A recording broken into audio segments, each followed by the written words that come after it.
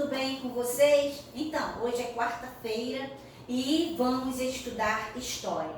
Bom, antes da gente começar a aula, eu quero fazer uma pergunta para vocês. Vocês estão vendo essa novela que está reprisando no horário das 18 horas, que é Novo Mundo? Gente, é bem legal se vocês assistirem, porque é exatamente esse período que nós vamos estudar agora nessa matéria de história, tá? Que essa novela ela está retratando esse período, tá bom? A novela ainda não aconteceu a independência do Brasil, mas está nesse processo, tá? Vai ajudar bem vocês, aliás, vai ajudar no aprendizado de vocês, tá bom? Então vamos lá.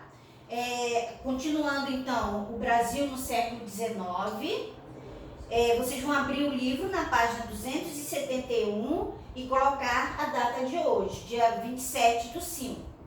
Estamos no capítulo 5, ainda no módulo 2, né? E com o Brasil no século XIX, e vamos estudar os assuntos: a independência do Brasil, o primeiro reinado, o período regencial, o segundo reinado, a ascensão do café, a modernização do Brasil e o crescimento da urbanização, ok? Então vamos lá. Vamos começar pela independência do Brasil. Bom, gente, olha só. Com o fim da guerra que ocorria na Europa, Dom João VI retornou a Portugal em 1821. Ele deixou seu filho Dom Pedro para administrar o Brasil de acordo com as ordens vindas da Europa. Tá? Então vamos lá, vamos relembrar um pouquinho, né, a última aula. O que estava acontecendo na Europa que fez com que a família real viesse aqui para o Brasil, para o Rio de Janeiro? Vocês lembram, né, que em 1808 a corte portuguesa veio para o Rio de Janeiro? Por quê? Porque estava acontecendo uma guerra na Europa, sendo liderada por Napoleão Bonaparte, né, lá na França. Então, a família real, né, Dom João, resolveu vir para o Brasil. Quando essa guerra acabou, Portugal estava querendo a volta de Dom João, tá? Então, foi aí que ele, em 1821, ele retornou, né, para Portugal, ele e a Carlota Joaquina, a esposa dele. E aí ele deixou o príncipe regente Dom Pedro, que é exatamente o que está retratando na novela, né? O Dom Pedro, ele ainda não é Dom Pedro I, ele é o príncipe regente, tá bom? Bom, nessa época, gente, muitos políticos portugueses e parte da população de Portugal, né, passaram a exigir que Dom Pedro retornasse também a Lisboa. Eles também queriam a volta do Pacto Colonial. O que é o Pacto Colonial, né, que eu já expliquei para vocês? Antes da família real vir para o Brasil, né, existia o Pacto Colonial, em que só o Brasil poderia comercializar seus produtos com Portugal. E só Portugal poderia mandar seus produtos para cá. Esse era o pacto que existia, Pacto Colonial. Por que Pacto Colonial? Era o pacto do Brasil com Portugal, porque o Brasil era colônia de Portugal. E aí eles estavam querendo que Dom Pedro voltasse. Quando Dom João voltou para Portugal, também estava querendo que Dom Pedro também voltasse. E também que voltasse esse pacto colonial, que não era nada bom para o Brasil, tá? Então, o que acontece?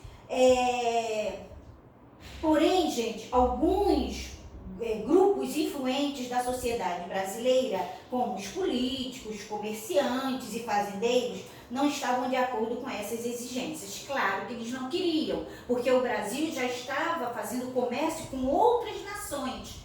Então, é óbvio que eles não queriam que voltasse esse pacto colonial, tá? Bom, com o apoio desses grupos, aí o que aconteceu? Em 7 de setembro de 1822, Dom Pedro proclamou a independência do Brasil.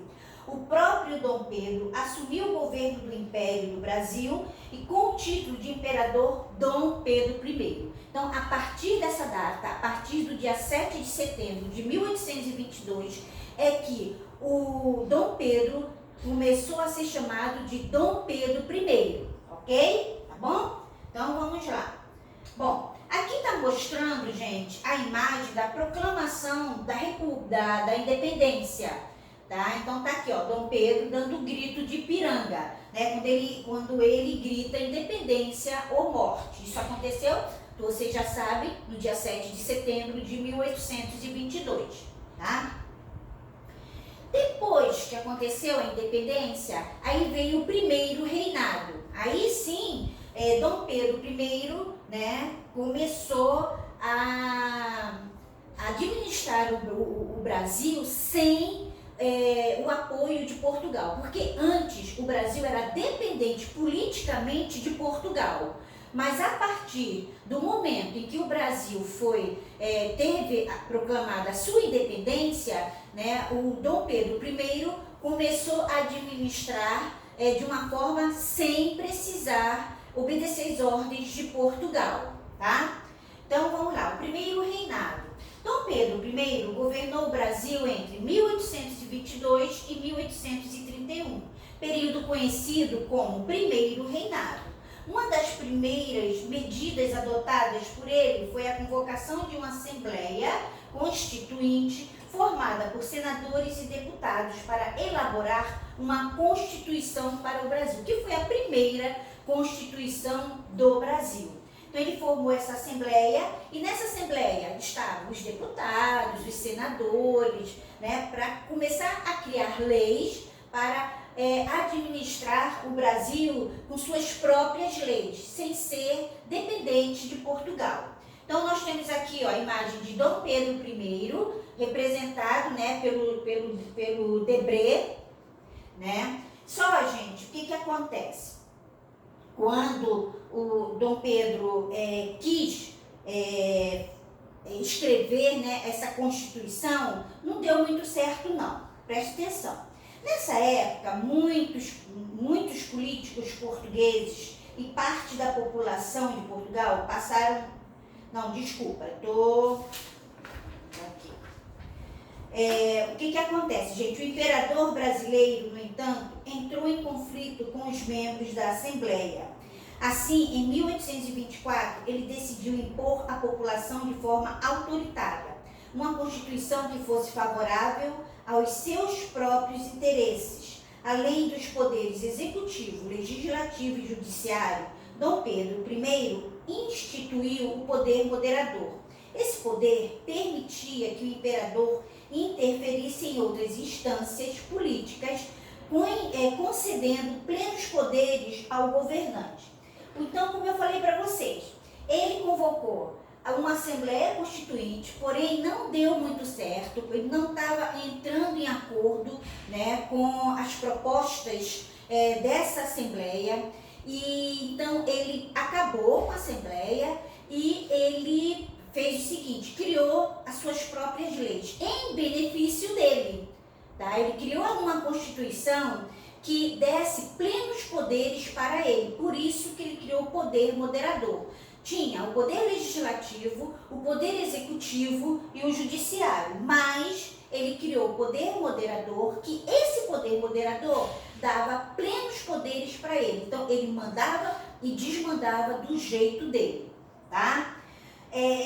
Na verdade, ele formou um governo autoritário, tá? Então, autoritarismo, gente, é uma forma de governo em que os líderes de um país não consideram a opinião da população, não respeitam seus direitos e impõem medidas de acordo com seus próprios interesses.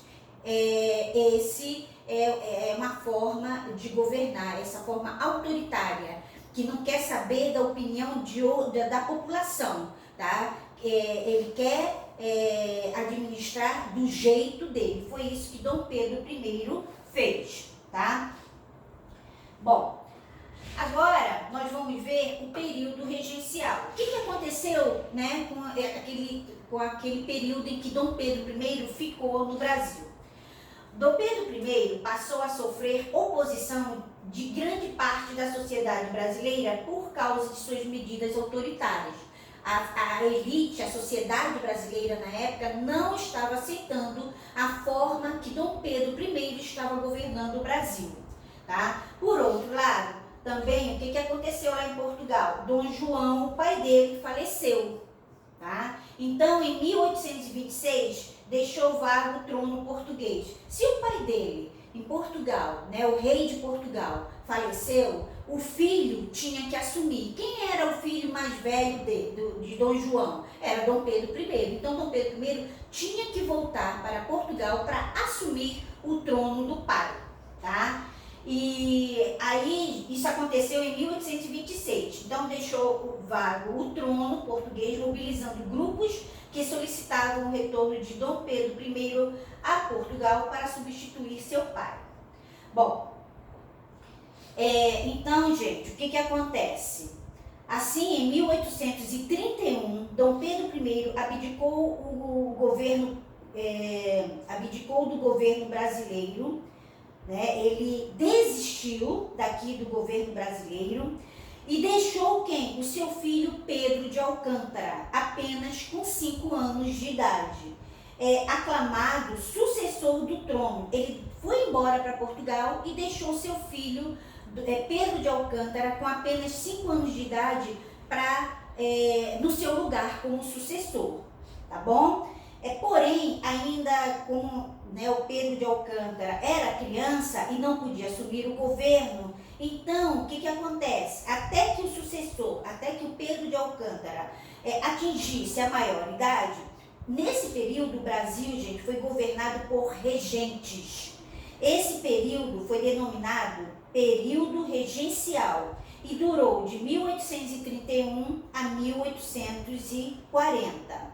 Então, só para vocês saberem, quem ficou tomando conta do Pedro de Alcântara para, no caso, prepará-lo para assumir o governo brasileiro foi o José do Bonifácio. José do Bonifácio ficou responsável por educar, tá, o Pedro de Alcântara, preparar ele para assumir o governo do Brasil. Então, mas nesse período, quem ficou tomando conta, administrando o Brasil, foram vários regentes. Eu falei no José de Bonifácio porque ele era o principal, tá?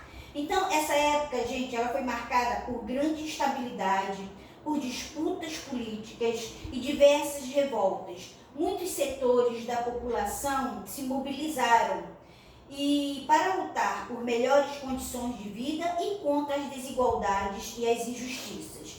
Os revoltosos também solicitavam maior participação política da população. Então, foi um período regencial, foi muito conturbado, com muitas mobilizações, as pessoas querendo uma participação melhor, querendo acabar com muitas injustiças. Foi, assim, bem conturbado mesmo, tá? Bom, aqui, ó, mobilização social. O que é isso, né? As revoltas ocorridas no período regencial foram marcadas por grande participação popular. Nesses casos, quando a população se organiza em torno de determinados objetivos em comum, dizemos que ocorre uma mobilização. E aqui é uma delas, gente. Essa mobilização que está aparecendo aqui foi chamada de a Batalha dos Lanceiros Negros, tá? Que aconteceu durante a Revolução Farroupilha, no período de 1835 a 1840. Na época, foi a mais longa batalha, que durou 10 anos, tá bom? Essa revolta foi uma das mais importantes do período regencial, ok? Vamos então para o segundo reinado. Chegou a época de Dom Pedro II assumir o Brasil. Como isso aconteceu, gente? Por causa de toda essa mobilização, essa guerra que estava acontecendo no período em que o Pedro de Alcântara ainda estava sendo preparado para assumir o governo, né? As coisas foram antecipadas. Como? Em 1840, com o objetivo de colocar fim ao governo regencial porque estava muito conturbado, um grupo de políticos antecipou a maioridade de Pedro de Alcântara. Isso permitiu que um novo imperador assumisse o poder. Gente, com apenas 14 anos. Olha só, com apenas 14 anos de idade, Dom Pedro de Alcântara foi coroado imperador do Brasil, recebendo o título de Pedro II. Esse episódio ficou conhecido como golpe da maioridade, tá? Então foi tudo, né, antecipado, tá bom? Bom, agora tá aqui, ó, a imagem de Dom Pedro II. Bom, aqui, gente, observe uma linha do tempo que apresenta alguns fatos importantes ocorridos no segundo reinado. Vamos lá. Em 1840, aconteceu o quê? O golpe da maioridade. Dom Pedro II tornou-se imperador. Em 1850, foi aprovada a Lei Eusébio de Queiroz. Que lei é essa? Essa lei está dizendo que a partir de 1850, a partir dessa data, ficaria proibido o tráfico de escravo, tá? Então, a partir de 1850, não poderia mais trazer nenhum escravo da África para cá, para o Brasil. As coisas começaram a acontecer, coisas boas, depois que Dom Pedro II assumiu o Brasil, tá? Em 1854, foi inaugurada a primeira ferrovia do Brasil. Em 1871, foi aprovada a Lei do Ventre Livre. Essa lei dizia que, a partir dessa data, toda mulher negra escrava, né, a escrava negra, quando ela tivesse filho, esse filho dessa escrava, né, não seria escravo, seria livre, tá? Então, bem importante também. Em 1888, vocês já sabem, né, que é uma lei em que acabou a escravidão do Brasil. E em 1889 acabou então, veio então a proclamação da República. Acabou o período da monarquia no Brasil. Dom Pedro II voltou para Portugal e o Brasil começou a ter uma nova república, a ser uma república, tá? Começou uma nova administração, nada de monarquia, tá? Então vamos lá. Bom, com todos esses acontecimentos, outra coisa, Dom Pedro II, ele governou o Brasil por 49 anos, gente. Então, 49 anos foi muito tempo. E eu posso dizer para vocês, né, porque aqui é muito resumido, mas esse período em que Dom Pedro II ficou administrando o Brasil, muita coisa boa aconteceu. Essa linha do tempo mostra só as principais, tá? Mas, enfim, em 1889 ele foi embora, né, e começou uma nova época para o Brasil. Vamos ver agora. Começando com a exceção do café. Nossa, com o crescimento, né, o café já estava indo bem, a lavoura de café já estava indo bem, exportando, o Brasil exportando, e depois que o Brasil se tornou-se uma república, melhorou mais ainda. Então, ao longo do século XIX, o café tornou-se o produto mais importante da economia brasileira, com o aumento de seu consumo nos Estados Unidos e na Europa. A exportação de café tornou-se muito lucrativa. Assim, esse produto passou a ser amplamente cultivado na região sudeste, principalmente nos estados do Rio de Janeiro e São Paulo. Então, essa região que nós moramos, Rio de Janeiro, entre São Paulo, gente, teve muitas fazendas de café, que aliás ainda tem até hoje muitas fazendas que são chamados hoje em dia de hotéis fazendas e são ainda preservados, muitos são preservados, são belíssimos. Se vocês tiverem oportunidade, pode ir visitar porque é muito legal, tá bom? Bom, e com essa exceção do café, o que aconteceu, gente? Veio a modernização do Brasil. Né? Com a riqueza do café, tudo fluindo muito bem, o Brasil começou a modernizar, começou a ter estrada de ferro, né? As cidades começaram a crescer. Então, a riqueza obtida com a exportação do café causou diversas transformações na região sudeste, que é a nossa região, onde nós moramos, com a região sudeste do país, onde estava concentrada a maior parte dos cafezais, tá? Bom, aqui está mostrando, então, olha só, com a ascensão do café, a primeira estrada de ferro, gravura de 1868, né, que foi chamada de Viaduto da Serra, que representa uma das principais ferrovias do Brasil, ligando as cidades de São Paulo e Santos. Então, as fazendas próximas daqui ficava muito mais fácil de pegar o seu café e ir para o Porto de Santos, em São Paulo, para ser exportado, tá? E aqui é a expansão das ferrovias em São Paulo no século XIX. Então, tudo isso aqui, gente, olha só, no mapa, está mostrando a expansão, né, das ferrovias, que facilitou muito a vida desses fazendeiros para a exportação do café que eles produziam, tá? Bom, com isso tudo veio o quê? O crescimento da urbanização, quer dizer, o crescimento das cidades. O lucro gerado pelas exportações de café impulsionou também a urbanização no Brasil.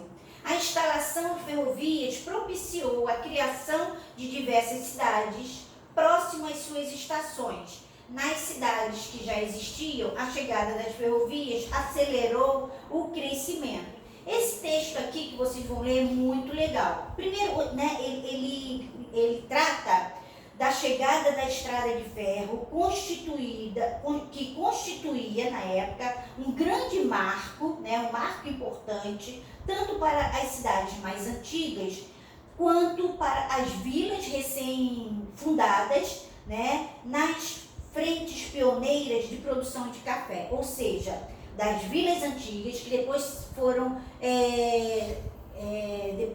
foram cidades, né? Primeiro vem a vila, depois a cidade. E trata também da prosperidade, né, proveniente do café, atraindo o quê? Novos moradores. Então, a população começou a crescer, o crescimento começou na urbanização. As pessoas começaram a sair do campo para vir para a cidade, tá? Então, por hoje é só, tá? Até a próxima aula. Gente, acompanhe essa novela porque vai ajudar, né, no entendimento dessa matéria com vocês, tá bom? Um beijo, façam as atividades e até a próxima aula.